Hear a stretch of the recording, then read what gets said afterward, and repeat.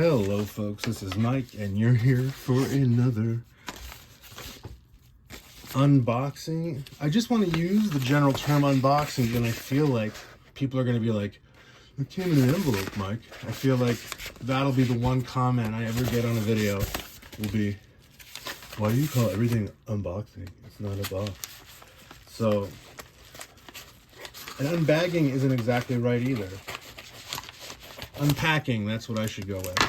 Unpacking. It's a good thing I recorded that because I've thought of that before and forgot again. Anyway, this is another package that I don't know what is in because I don't read the labels before I open them because it's funner this way. And you're getting to join me. So let's do this. I'm sorry, I keep forgetting to put the frickin' thing on camera. I'm sorry. Look, you can't see what my hands are doing. I know. I suck at this, okay? I'm new. I'm a noob. I got all that stuff out of the way, so nobody needs to add it in the comments, you dicks, yeah? Haha, I'm kidding. Anyway. There we go.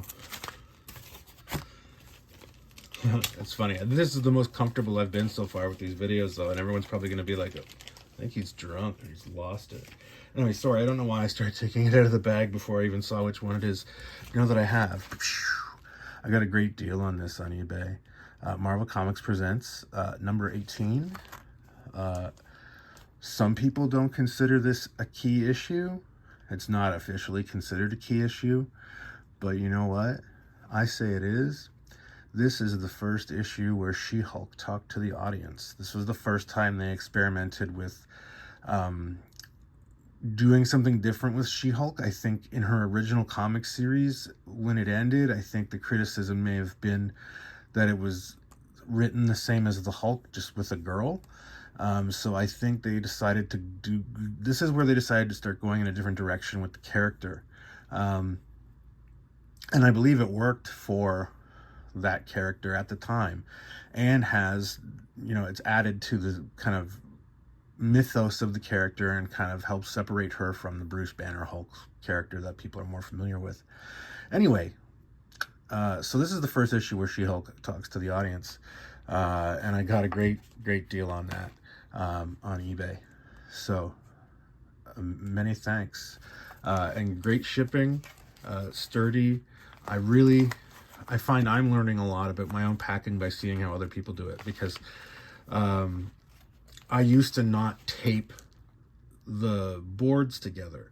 When I send a single issue, I bag and board it. Right now what I'm doing is I find that the glare from the bags can mess up the picture, especially with this little photo box I'm using to do the product shots. So I've been taking them out of the bags now to take the pictures, but then putting them back in and storing them, and then putting a fresh bag and board on the comics when they actually get sold before they ship out. So that's what I'm trying to make a habit of doing now. That, and it gives me another chance to look the book over and make sure that there's nothing wrong with it, nothing clean, make sure that, you know, I guess that's just part of my anxiety, because I check the stuff out beforehand when I list it, and then I check it out again after I sell it, just to make sure that I'm not misleading anybody. I find the hardest thing sometimes can be grading, especially I recently had an order where the customer let me know that the grade I had given something was too high because the staples were rusted inside the book. And to be honest with you, that comic had been in storage and I hadn't looked because I didn't expect that. I didn't expect it to have rusted staples, and I knew I hadn't looked in that book in years, because I've never had that come up as an issue. So I definitely I did my best to do a deal with that customer to make sure that they were compensated for the difference. But you know, now I definitely check a lot closer, and that's something I know to look for now. So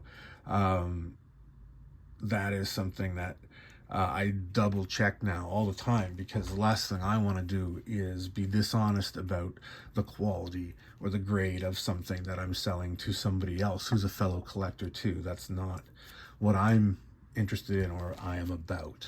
So that's a little lesson from me if you want to sell comics online. So, great deal on this.